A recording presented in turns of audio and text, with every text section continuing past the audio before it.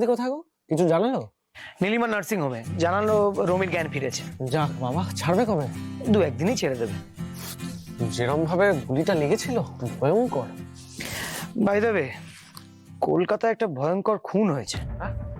হ্যাঁ, মানে এমন বাজেভাবে মেরেছে যে দেখলে ভয় লাগবে।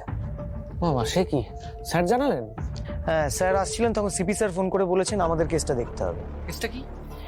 বালিগঞ্জে বৃদ্ধ বৃদ্ধার হত্যা। দেখি দাঁড়া, দেখো। এই তো।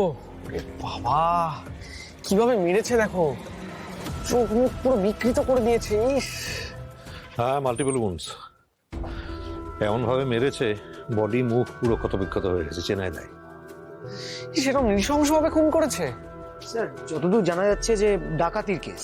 3-4 জন এসেছিল, বাড়িতে তখন বৃদ্ধ বৃদ্ধা আর কাজের লোক ছিল।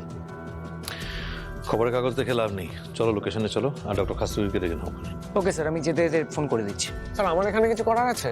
তুই এক কাজ কর, যে বৃদ্ধ মারা গেছেন তার সমস্ত অতীত খুঁজে বার কর, আর কে কে কোথায় কোথায় থেকে সমস্ত ডিটেল রেকর্ড করে রাখবি।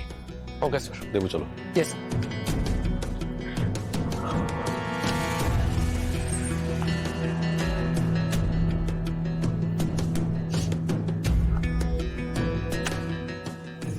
হ্যাঁ নীলিমাদি, হ্যাঁ স্যার এসেছিলেন, এই মাত্র গেল।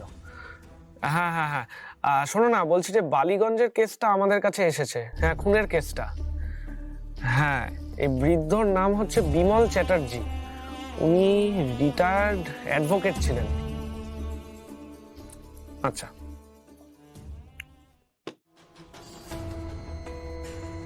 অনেক রাতে হঠাৎ করে ডোরবেল বাজে।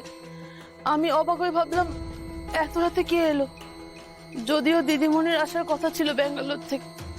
তারপর আমি আস্তে করে গিয়ে দরজাটা খুলে দেখি হঠাৎ করে ডাকাতের দল দুর্মুর করে বাড়ির মধ্যে ঢুকে পড়ে। কে কে? গলা থেকে আওয়াজ বেরোলে গলা কেটে দেবো একেবারে।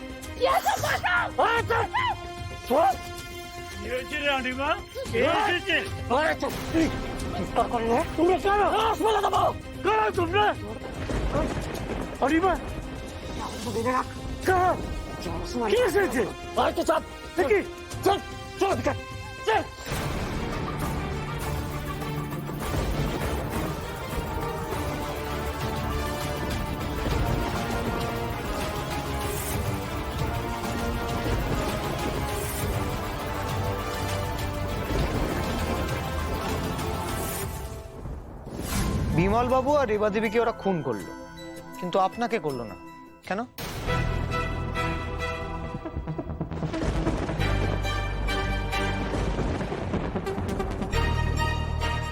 গলা শুকোচ্ছে?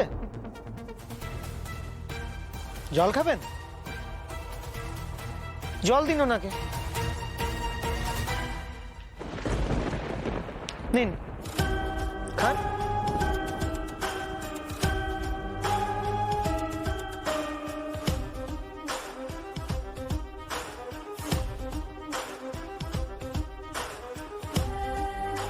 এবার বলুন।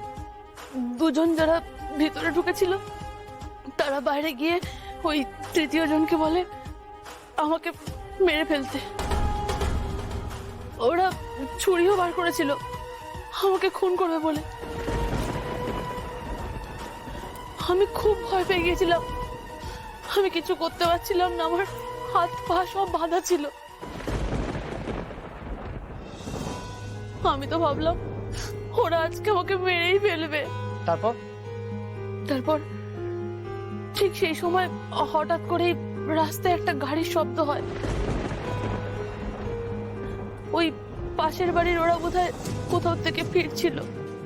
সেই গাড়ির শব্দ আর পায়ের শব্দ শুনেই ওরা পালিয়ে যায়। আর আমি চিৎকার করতেও পারছিলাম না, পালাতেও পারছিলাম না।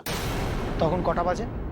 তখন ওই রাত 1টা হবে, ঠিক মনে নেই। আচ্ছা, তারপর কি হলো? তারপর আমাদের তো কলেজ জীবন থেকেই সম্পর্ক, আর বাড়িতেও সবটা মেনেই নিয়েছিল। শুধু আমার ক্যারিয়ারের জন্য একটু ওয়েট করছিলাম। আপনি এই বাড়িতে প্রায় আসেন? হ্যাঁ, মাসে অন্তত 4 বার তো আসতামই। সপ্তাহে 1 বার করে পল্লবীর মা বাবাকে রুটিন চেক আপ করে যেতাম। কালকেও এসেছিল। কাল? হ্যাঁ, কালকেও ওনাদের রুটিন চেক আপের ডেট ছিল, তাই কালকেও এসেছিলাম।